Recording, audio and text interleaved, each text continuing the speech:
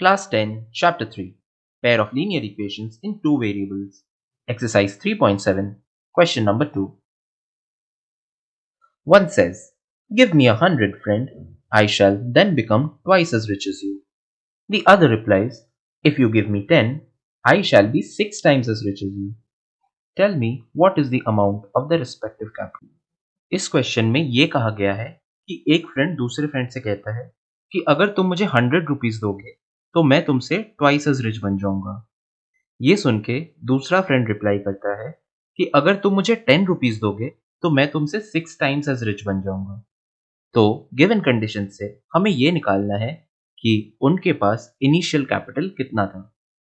तो हम ये मान लेंगे कि फर्स्ट पर्सन के पास रुपीज एक्स था एंड सेकंड पर्सन के पास रुपीज वाई था।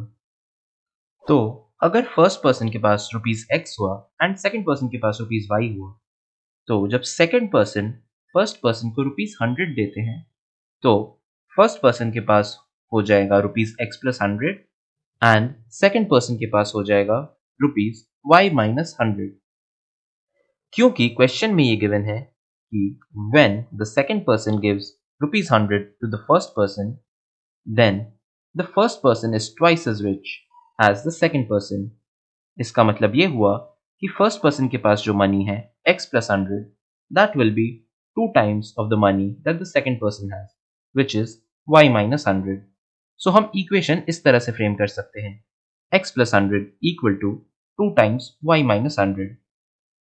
इसे अगर हम सिंप्लीफाई करें तो इसे ऐसे लिख सकते हैं, x plus 100 equal to 2y minus 200. अब x एंड y के टर्म्स को एक साइड ऑफ द इक्वेशन में अगर हम ले जाएं तो हमें मिल जाएगा x minus 2y equal to minus 300। ये हमें मिल गया first equation according to the first condition.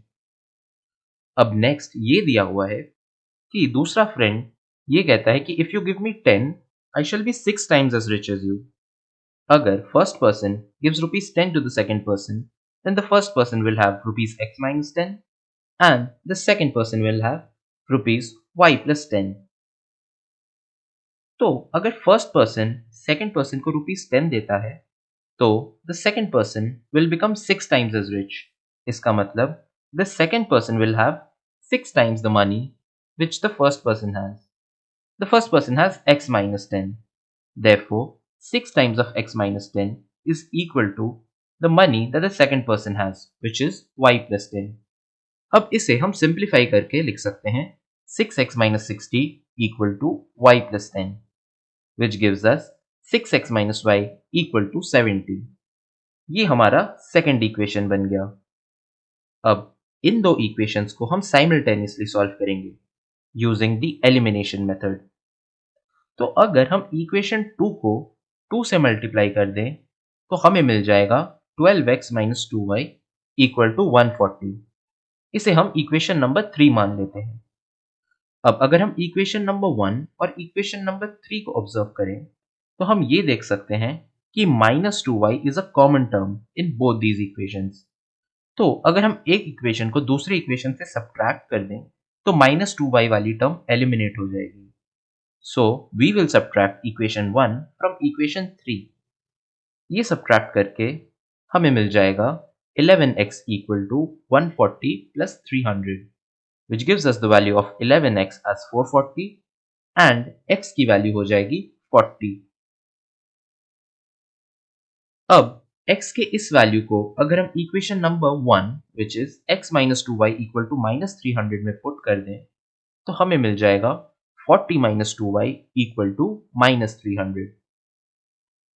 सो इसे अगर हम सिंप्लीफाई करें तो हमें मिलेगा 2y equal to 40 plus 300, which gives 2y equal to 340 and we get the value of y as 170.